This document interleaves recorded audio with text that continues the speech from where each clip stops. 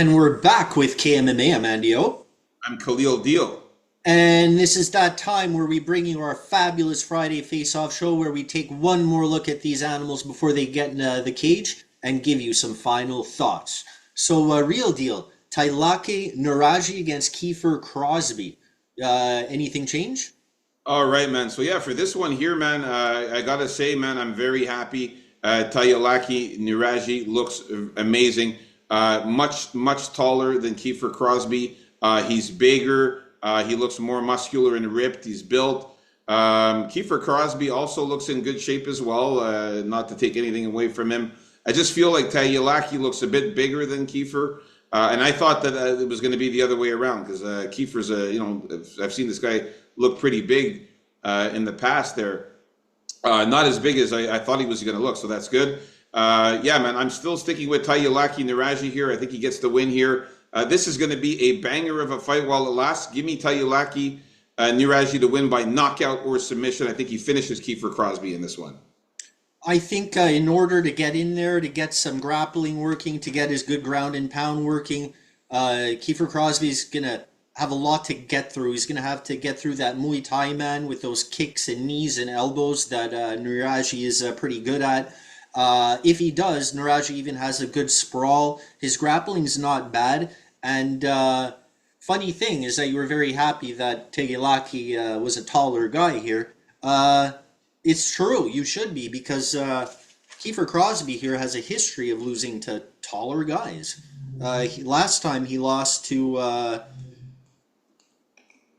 Sam Patterson, tall guy, and Kevin Jousset, tall guy. So Taliaki, taller as well, and he should. Yeah, 10-5 is concerning for an overall record too.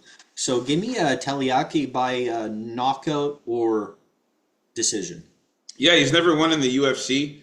Kiefer Crosby, he's never won in the UFC. So I like the chances here for Niraji to get the job done in his UFC debut here. All right, moving on up to the next fight.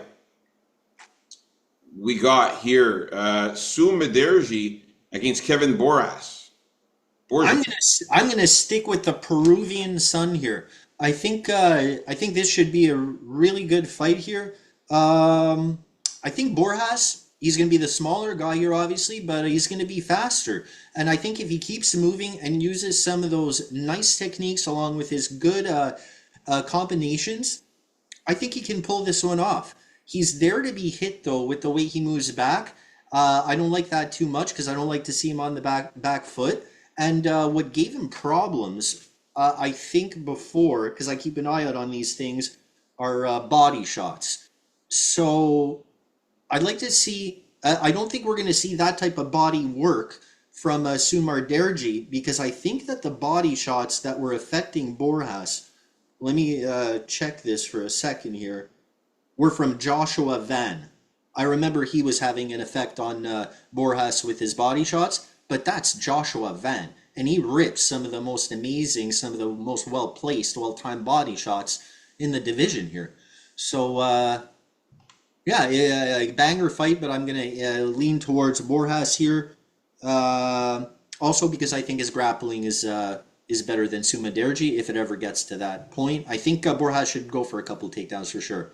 So I got Borjas by knockout or decisions. Yeah, but probably decision. Now, physically, Borjas in good shape. This guy, not as muscular, I find, but he is slim and looks good. I think he's a bit thicker, actually, than Sumaderji. Sumaderji is looking pretty skinny, and obviously Sumaderji is very ripped and a little muscular there, but I feel like Kevin Borjas is actually a little bit thicker and bigger than him as far as the body size. Of course, Sumaderji is taller there, as you can see.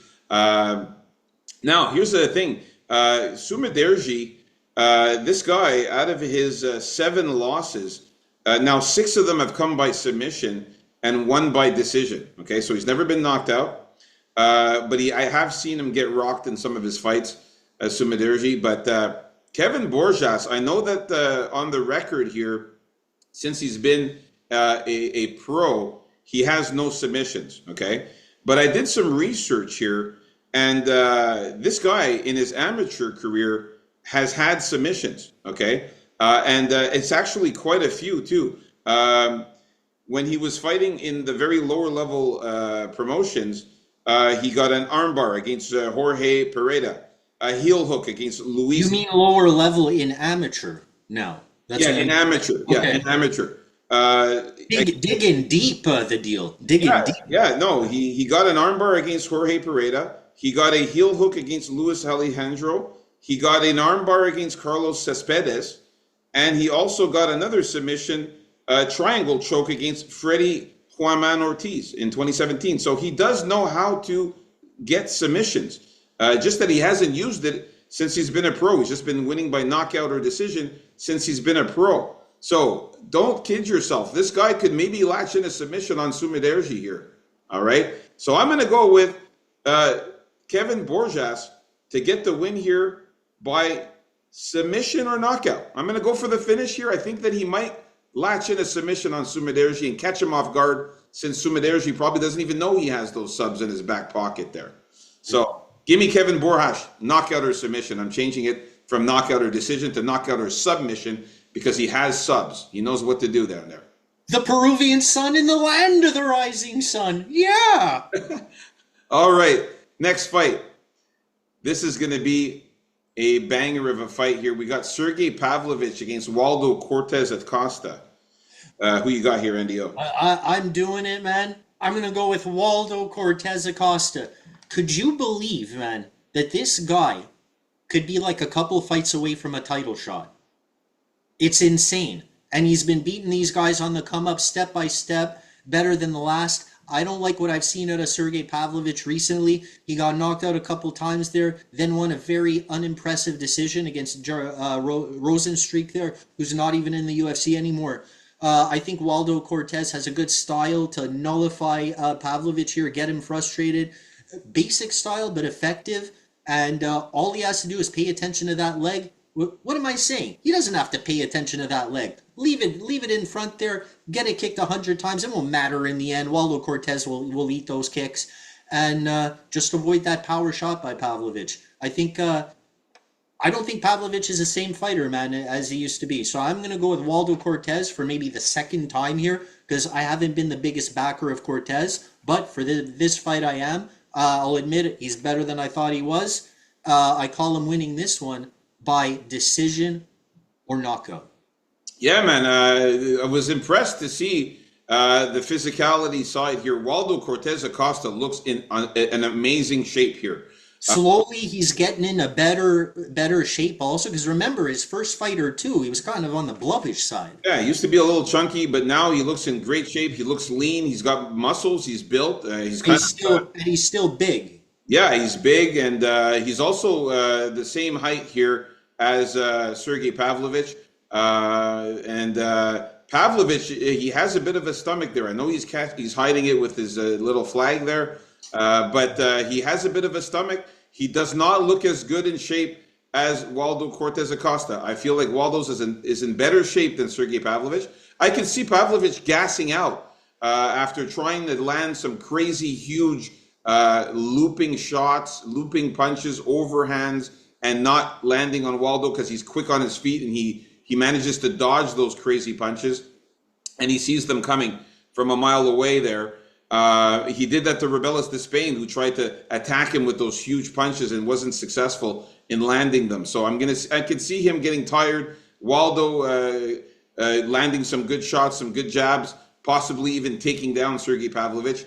Give me Waldo to win this one. This is another dog here that we have, and I have him winning this one here by knockout or decision for Waldo. So the third dog of the night there, we had of course Charles Johnson was one of them.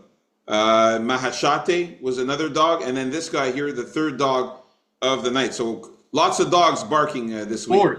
Fourth, Borjas. Yeah, and Borjas, another dog. So that's four dogs that me and Andy O are picking this week. All right, next fight we got Brian Ortega against Aljamain Sterling. Man, Aljamain Sterling in phenomenal shape as usual. Super ripped, super built, in great shape, way better shape than Brian Ortega. Or Ortega looking just like a regular, normal guy. He's not muscular. He's not ripped, really, not in amazing shape. Just looks like a regular, lean guy. Sterling, super ripped, muscular, and built. And he's just going to dominate. I have Aljamain Sterling taking down Ortega to the ground, using his wrestling skills, moving around quickly, getting those strikes and those jabs, landing a lot more volume in the striking than Brian Ortega. And on the ground, I could just see him outmaneuvering Ortega on the ground and maybe latching in a submission. Give me Aljamain Sterling winning this one by submission or decision. Yeah, so this fight is going to be at a catch weight because Ortega would have missed, I guess, by like around 8 to 10 pounds. And yeah, man, Ortega just looking awful, awful on and off the scale, awful here. He didn't look good. His body language looked off. Like, if you had Sterling before, like, you're even happier you have him now. So yeah, same as before, but for me, just better movement. Hit him with some good kicks from the outside, and try to control him on the ground and be wary of his chokes and his triangles.